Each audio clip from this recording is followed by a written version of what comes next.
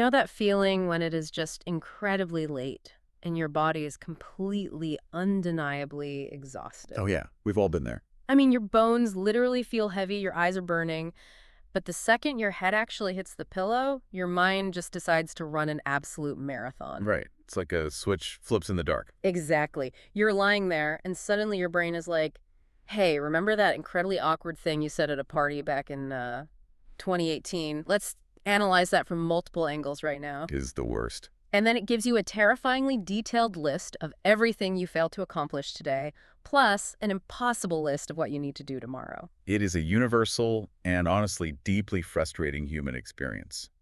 Your physical battery is blinking red at 1%, but your mental battery is somehow plugged directly into a high-voltage power line. That is the perfect way to describe it. Yeah, it's essentially an autonomic nervous system mismatch. I mean, your body is actively signaling for rest, but your brain is still scanning for threats. It's the ultimate paradox. You want nothing more than to drift off, but instead you are treated to this highlight reel of anxiety. And that is exactly what we are tackling today. Glad to be here for this one. Today, we are going on a very specific chronological journey. We are going to map out the exact progression, literally from the second you finish your workday, step by step, hour by hour, until the moment you finally fall asleep. Because we are unpacking the actual mechanics of a bulletproof evening routine. Right. And our mission here is to build a step-by-step daily ritual to handle that late night anxiety, clear the mind, and create a peaceful transition. And I think what's really crucial to understand up front is that the goal here isn't just to fall asleep faster. I mean, that's a nice byproduct, sure. Yeah, that's what everyone thinks they want. Right, but the real objective is to build a systematic daily ritual that handles late-night anxiety actively. You have to clear the cognitive load from your mind and engineer a genuinely peaceful transition into rest. So we need to stop treating sleep like an on-off switch. Exactly. We need to start treating it as a physiological off-ramp. Small, consistent nightly changes are the absolute secret to long-term improvements in overall happiness. And what makes today's discussion so incredibly fascinating is the actual source material we're looking at. We aren't just reading sleep clinic data today. No, which makes it really unique. We are drawing insights from a brilliant conversation between two language educators. They framed their entire discussion around evening routines, but they specifically designed it for people learning English. Which is such a remarkably clever approach. I mean, when you analyze the specific vocabulary we use to describe our daily habits, it forces you to look at the literal meanings of those words. Right. And in doing so, it reveals all the hidden psychology and the cultural baggage attached to how we relax, or, well, how we fail to relax. Whether you are struggling with insomnia or looking to separate work from your personal time, or even if you're an English learner wanting to improve your vocabulary recall, there are practical gems here for you. Absolutely. Yeah. Something for everyone. Okay, let's unpack this chronological journey. I think the biggest mistake I make, and probably a lot of you listening make, is assuming my nighttime routine starts when I walk into the bedroom. Yeah, that's a very common misconception. But the language educators pointed out that the evening routine actually begins the exact moment you walk through your front door. The physical environment dictates the mental state. It begins at the threshold. We severely underestimate the power of environmental cues. I mean, the first specific action they highlight upon getting home is taking off your shoes immediately. Which seems utterly mundane, right? It does. But from a psychological standpoint, it is the first domino in a chain of separation. I love the analogy they use for this. Taking off your shoes is essentially shedding the armor of the workday. That's a great visual. When you're out in the world, you have your shoes on, you are ready to move, you're ready to respond to demands. Taking them off is a physical boundary. You are stepping out of the public sphere where you have to perform, and you are grounding yourself in your own private sanctuary. And that armor analogy extends right to the next step, which is immediately changing out of your work clothes and into comfortable clothes, like sweatpants or pajamas. Yeah, the why behind this is actually rooted in a psychological concept called enclothed cognition. Enclothed cognition. I like the sound of that. Right. Our brains literally associate different states of being with different types of clothing. If you stay in your stiff work trousers or a blazer while you sit on the couch, your nervous system is still subtly primed for productivity and stress. So you're basically sending mixed signals to your brain. Exactly. You're sitting on a soft couch but wearing clothes meant for a boardroom. It's like trying to brake with your foot still resting on the gas pedal. Putting on the sweatpants is a definitive tactile signal to your nervous system that you are officially off the clock. It is a vital boundary. But here is where it gets really interesting. Once you change clothes, there's a massive split in how people handle the next 10 minutes. I like to call it the 10-minute rule versus the kitchen dash. Ah, yes, the kitchen dash.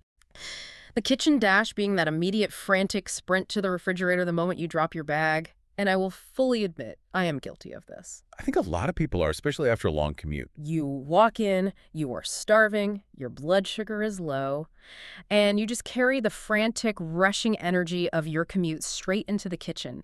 You're aggressively chopping vegetables with the exact same stress levels you had while answering emails. Which completely defeats the purpose of coming home. I mean, you haven't separated from the work mindset at all. You've just relocated it. Right. You swapped office tasks for domestic chores. This is why the 10-minute rule from the source is so vital. It involves changing your clothes and then just sitting quietly on the sofa for 10 minutes. Just sitting there. Yeah. No screens, no chores, no cooking. Just breathing and being quiet. But, I mean, I'm starving. Sitting on the couch doing nothing when I know I have to cook dinner feels like I'm just wasting time. It feels unproductive. And that feeling right there, that anxiety of being unproductive for 10 minutes is exactly why you need to do it. You have to actively break the momentum of the day. So it's about shifting gears. Exactly. If you carry that frantic energy into your evening, it sets a baseline of cortisol, which is the stress hormone, that will persist for hours. Taking that brief pause helps the nervous system transition. It lowers your heart rate and signals safety. It does. It acts as a buffer zone. It prevents the bleed over of stress. And this actually brings us to a really fantastic vocabulary insight from the English learning segment of the source. The word is unwind. Unwind, we use it casually all the time to just mean relax or chill out. Right, but for an English learner analyzing the literal roots, it is a beautifully descriptive mechanical metaphor. It really is. Think of a ball of string or a tightly coiled spring. All day long, the demands of your job, the commute, the noise, it pulls that string tighter and tighter. It twists it up. So to unwind isn't just passively collapsing onto a chair. No, it implies an active process of reversing the tension. You are literally untangling the tight mental knots of the day. It's a deliberate action. Yeah. You cannot magically snap from tightly wound to perfectly relaxed. The 10 minutes on the couch, the changing of the clothes, these are the deliberate terms of the dial. You slowly untangle that spring so it doesn't snap. I love the visual of that. Okay, so we've crossed the threshold, we've taken off our armor, we've done our 10 minutes of untangling. So what's next? Now we move into the next phase of the evening. Nourishment, chores, and cultural rhythms. Because eventually you do have to get off the couch and eat dinner. We do. And the timing and the composition of that dinner dictate a staggering amount of your sleep quality later on. The source advised eating a relatively simple, easily digestible meal around 7 p.m., like a salad or a warm soup. Which is the ideal scenario, physiologically speaking. But let's be real, a lot of us are eating heavy, massive meals much later, say around 8:30 or 9 p.m. Oh, absolutely. Sometimes it's the only time the whole family is actually home together. Or you work late, and getting takeout at 9 p.m. is just survival. It's a common reality, but we really have to look at the physiological tax it demands. The source brought this up. Digestion is an incredibly energy-intensive process. So eating late is a problem. A big one. When you consume a heavy meal, say a massive bowl of pasta or a large steak at 9 p.m., your digestive system has to fire up the heavy machinery. It's working overtime. Exactly. It diverts blood flow to your stomach and intestines. Mm-hmm. And more importantly, digestion significantly increases your core body temperature. And core body temperature is the master switch for sleep, isn't it? It is. For your brain to initiate the sleep cycle and produce melatonin, your core body temperature needs to drop by about 1 to 2 degrees. Oh, wow. So if you eat a heavy meal right before bed, you are internally running a furnace. Your body is physically incapable of achieving that necessary temperature drop. So while your brain is desperately trying to power down for the night, your stomach is literally working a night shift, generating all this heat and energy. No wonder we toss and turn. You are fighting your own biology. But this raises a huge question about cultural norms, and this is something the language educators hit on that I found so fascinating. Here is where it gets really interesting. I love this part. We treat the 7 p.m. light dinner as a universal biological law. But in places like Spain or Italy, eating dinner at 10 p.m. is entirely culturally normal. It's a brilliant observation. In Spain, Sitting down for a heavy dinner at 10 p.m. is standard. Meanwhile, in many other countries, the streets are completely empty by 8 p.m. because everyone is home winding down. If I ate a heavy dinner at 10 p.m., I would be staring at the ceiling, sweating until 3 in the morning. But for millions of people, that is just a normal Tuesday. Right. How does their biology handle it? Are they just immune to the digestion temperature spike? Well, they aren't immune, but the entire rhythm of their day, and therefore their circadian biology, is shifted and accommodated differently. So it's a whole lifestyle shift. Exactly. In cultures with historically late dinners, there is often a corresponding shift in morning expectations, or the historical presence of an afternoon rest period, like the siesta. The socializing happens later, so the unwinding happens later. So it's not just the food, it's the environment and the expectation. Precisely. It encourages us to look critically at our own lives and ask what cultural norms or environmental pressures are unconsciously dictating your routine. Are you eating a heavy meal at 9 p.m. because it naturally suits your body, or simply because a grueling commute and a rigid work culture force you into that compromised position? We often blame ourselves for bad habits when, in reality, we are just reacting to the structural constraints of our society. That is such a profound point. Okay, speaking of constructed habits, let's talk about the immediate aftermath of dinner. The dishes. This brings us to the clean kitchen rule. Washing the dishes, wiping down the counters, and cleaning the kitchen immediately after eating. Now, I'm going to push back here. If we are trying to relax and unwind, and I just finished eating at 8 p.m., the absolute last thing I want to do is stand at a sink for 20 minutes, scrubbing pots and pans. It sounds terrible, I know. Why can't I just leave them in the sink and deal with them tomorrow when I have more energy? Because you are essentially borrowing peace from tomorrow morning to pay for your laziness tonight. Leaving the dishes creates visual and psychological friction for your future self. Visual fiction? What do you mean by that? There is a psychological principle known as the Zeigarnik effect. It states that our brains naturally remember uncompleted or interrupted tasks better than completed ones. Interesting. So a sink full of dirty dishes is a blaring visual reminder of an uncompleted task. So even if I'm sitting in the living room trying to ignore the kitchen, my subconscious brain is keeping a tab open that says, hey, those dishes still exist. Exactly. It occupies cognitive bandwidth. And worse, think about the chronological journey of tomorrow. When you wake up, what is the very first space you usually enter? The kitchen to get water or make coffee. Right. And if you walk into a mess, smelling stale food, seeing a crusted pan, your brain instantly registers that unfinished task. Oh, that makes sense. Before you have even fully opened your eyes, before you've had a sip of coffee, your stress levels spike. You start your day in a psychological deficit. Okay, when you put it like that, washing the dishes tonight is literally buying myself a calmer nervous system tomorrow morning. It is an investment in tomorrow's peace. I am doing a favor for the morning version of me. I can get behind that logic. So the kitchen is clean. The physical chores are definitively over. We are moving into the next phase of the evening. The best phase. True me time begins. Mm. But according to our discussion, this is also where the biggest, most dangerous modern trap is hiding. The trap of infinite scrolling.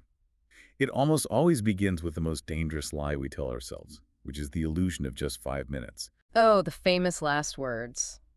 You know, I've worked hard, I cleaned the kitchen, I'm just going to sit on the phone to look at cat photos or travel videos for just 5 minutes to see what's happening. And we all know how that ends. You sit down, you start swiping, you look at a video of a golden retriever, then someone renovating a camper van, then a recipe for a cake you will never bake. Yeah, you fall down the rabbit hole. Suddenly you look up, your neck hurts, the room is completely dark, and an entire hour has evaporated. It is incredibly common. Yeah.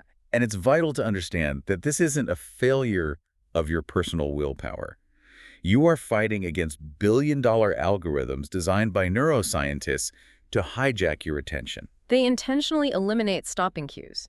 And this brings us to another crucial vocabulary spotlight for language learners. The word is scrolling, or more accurately, infinite scrolling. Yes. Yeah. In traditional media, like a book or a newspaper, or even an old television program, there is a natural end. A chapter finishes, the page runs out of text, the credits roll. Those are stopping cues. Exactly. They give your brain a moment to say, okay, I'm done with this activity, what's next?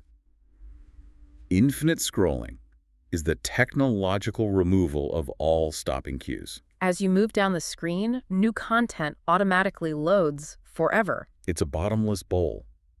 If you gave someone a bottomless bowl of soup, they would eat until they were sick because their brain never gets the visual cue that the meal is over.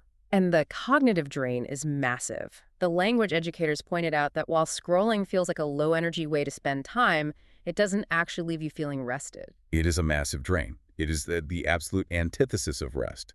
When you scroll, every new post or video requires a micro-context switch. Right, because it's always something new. Your brain has to interpret a new image, assess the emotional tone. Is this funny? Is this outrage-inducing? Is this sad? And then process new text. You are forcing your brain to rapidly shift gears every 3 to 5 seconds. It is exhausting. It's cognitive junk food. It tastes good and hits your dopamine receptors in the moment, but it provides zero nutritional value for recovery. And beyond the cognitive exhaustion, there is a very real, hardwired physiological danger happening with the screens, right? It's not just the content, it's the light. Yes, the physiology of blue light. The screens on our smartphones, tablets, and laptops emit a high concentration of blue light. And why is blue light specifically so bad? Scientifically, the wavelength of blue light closely mimics natural daylight. We have specialized receptors in our eyes called melanopsin receptors, Okay.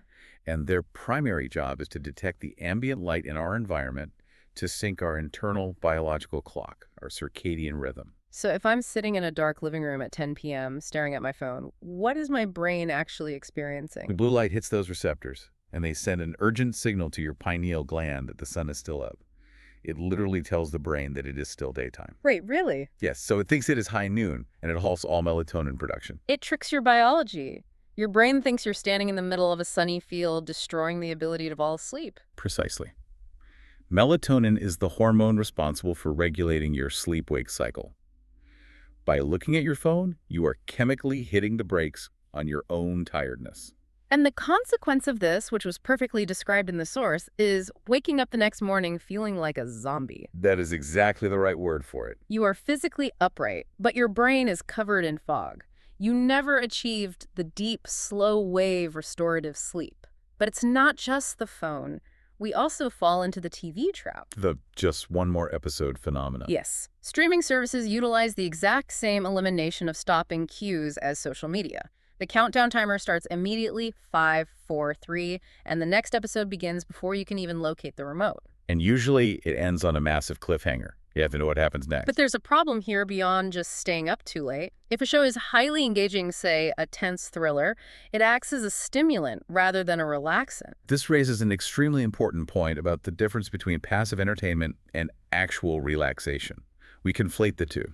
An exciting, high-stakes television show triggers a very real sympathetic nervous system response. When the protagonist is in danger, your heart rate elevates, your breathing gets shallower, and your body releases cortisol and adrenaline.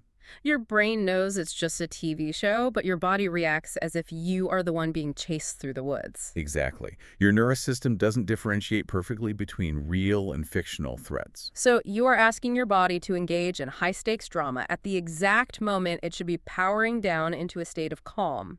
So if we are ditching the phone and the TV, what do we replace them with? We need a specific checklist to replace phone habits. We need to construct a peaceful transition checklist. And the first step of this checklist is what we can call the 9 p.m. boundary. It's a highly effective, simple rule from the source. The rule is to put the smartphone away in another room, like the living room or kitchen, at 9 p.m. every single night. Now, leaving my phone in another room feels genuinely anxiety-inducing. What if there's an emergency? That is a very valid concern. But we have to separate genuine emergencies from the phantom anxiety of simply being disconnected. True. Almost all modern smartphones have settings that allow you to whitelist specific contacts, like parents or children.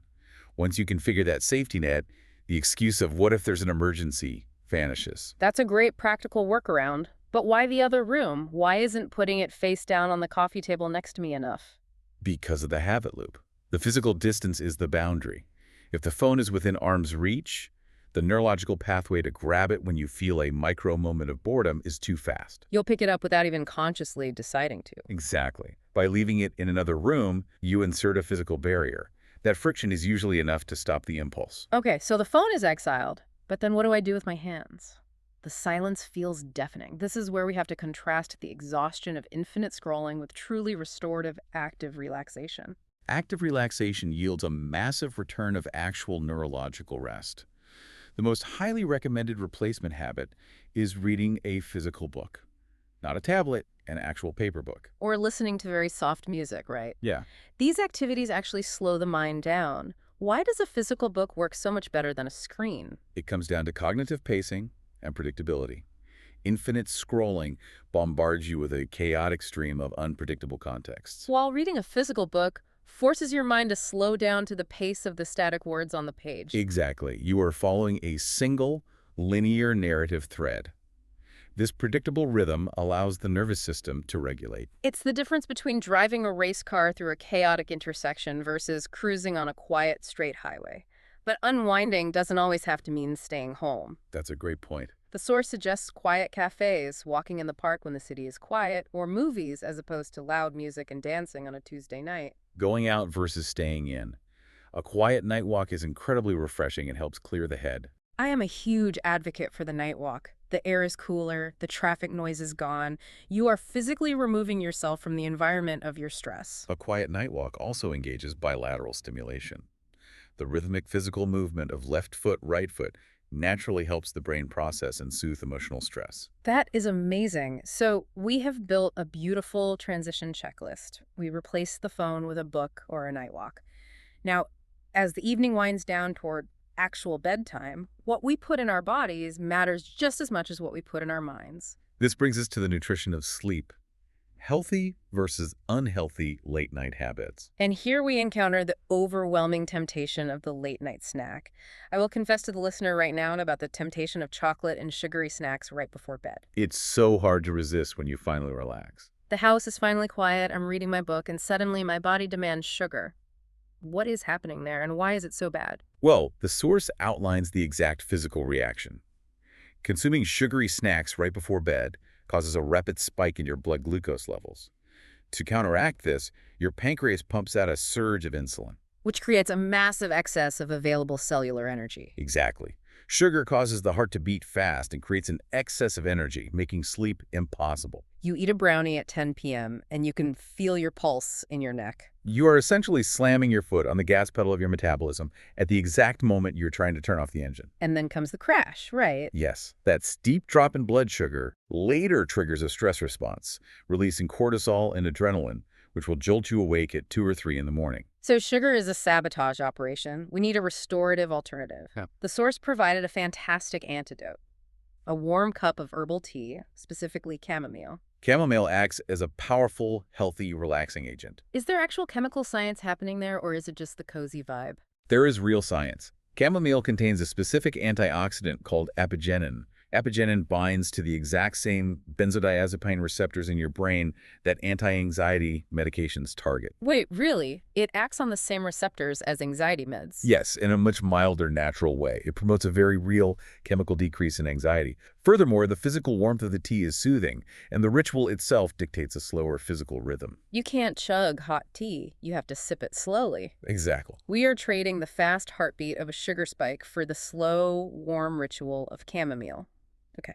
The body is fed, the screens are away, the house is dark, you finally lie down in bed, but now the mind starts to race. The mental dump phase. This is where late-night anxiety peaks. I call it the party of stress.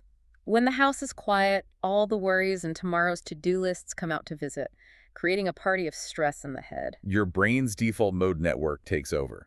It is desperately trying to ensure you don't forget important survival tasks. It's like an overzealous assistant giving you 14 critical problems right as you try to sleep. How do we stop this? The source provides a definitive solution for beginners struggling with racing thoughts. Write things down on paper. Journaling to reset. Just a simple pen and paper, why not just type it into a phone? Because of the blue light, but also the tactile act of writing. If the to-do list is physically on the paper, the brain feels it has permission to let it go. It doesn't need to stay in your head anymore. It's like taking the data out of the RAM of your brain and saving it to a hard drive. That's a perfect analogy. The open loop is closed. Okay, so with the mind emptied onto paper, it's time for the final physical preparations for sleep. The physical bedtime routine and the bedroom environment. Washing away the day. The source details a great physical transition. Taking a warm shower, which serves to literally and metaphorically wash away the stress of the day. It's another threshold. And it creates a steep, rapid drop in your core body temperature when you step out into a cooler room, which initiates sleep. Followed by a consistent skincare routine. Creams, lotions, and brushing teeth. Consistency is key. Doing them in the exact same sequence builds a Pavlovian response. The routine becomes the trigger for tiredness. So the body is primed. What about setting the stage in the bedroom? The ideal bedroom environment, according to the source, is creating a space that is cool and dark, around 60 to 67 degrees Fahrenheit. And the power of white noise. I use a small fan to create white noise. White noise is incredibly helpful. It helps block out unpredictable street sounds, allowing the brain to focus entirely on sleeping. It creates a sonic blanket. A sonic blanket. I love that. But even with the perfect routine, sometimes we wake up in the middle of the night. How do we handle defeating insomnia and the 3 a.m. panic? This is the circle of stress. It's incredibly relatable. Looking at the clock at 3 a.m., realizing you only have 4 hours left, and how that exact thought makes it even harder to sleep. The anxiety triggers adrenaline. The adrenaline keeps you awake. It's a feedback loop. So I have to question the old trope of counting sheep. The source notes that counting sheep often doesn't work because, as they put it, the sheep are too fast. That represents a mind still racing. It requires too much active cognitive tracking. So we need active relaxation versus quiet reflection. What's the alternative? Deep breathing techniques. Focusing solely on taking deep breaths helps clear the mind and stop the panic cycle. Why does breathing work when visualizing sheep fails? Because when you engage in deep breathing, particularly making the exhale longer, you stimulate the vagus nerve. The vagus nerve? Yes, it sends a physiological signal to the brain saying, we are safe, slow the heart rate down. It bypasses the panic thoughts entirely. You use your body to change your brain's chemistry. Brilliant. Okay, before closing our eyes, there's a final mental state we need to achieve to ensure not just sleep, but good sleep, good dreams. Gratitude, reflection, and connection. Nighttime gratitude. Mm. The source advised on prayer, reflection, and talking to God or simply reflecting. It acts as a mental reset button. It allows you to leave the day's troubles behind. You can't carry that negative framing into sleep, or it colors your subconscious. Here are some specific reflection exercises. Thinking about what went well today, funny things that happened, or a nice conversation.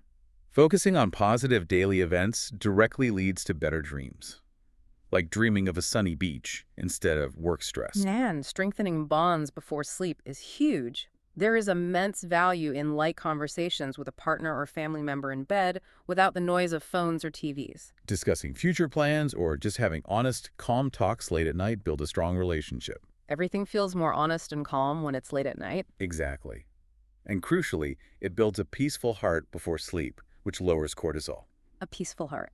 Okay, as we conclude this chronological journey, we look at how tonight's actions dictate tomorrow's success. Consistency, mornings, and English learning. The morning after. A solid evening routine makes the following morning feel 100% better, more productive, full of energy, and less angry. And this ties into the vocabulary spotlight for consistency and bedtime. Right, consistency. Doing the same good thing every single day. The routine doesn't have to be perfect, it just has to be yours. And here is the English learning secret.